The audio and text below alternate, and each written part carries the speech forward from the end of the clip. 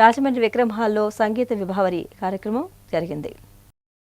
రాజమహేంద్రవరం విక్రమ్ హాల్లో PJ events ఆధ్వర్యంలో సంగీత విభావరి కార్యక్రమం నిర్వహించారు. సినీ యాంకర్ ఏఎస్ ఆనంద్ అధ్యక్షత వహించారు.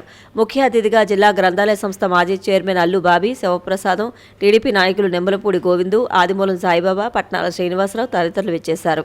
గాయని గాయకులు బొమ్మూరు పద్మజ, హైదరాబాద్ డాక్టర్ రాజా రామన్న, ఆకుమర్తి రాజు, ఇందు, ఎస్కే నబీ అబ్దుల్లా, విష్ణు, సివి ప్రసాద్, రాధారాణి, శ్రీనివాస్, సుదర్శన్ బాబు సినీ సంగీత పాటలు ఆలపించారు.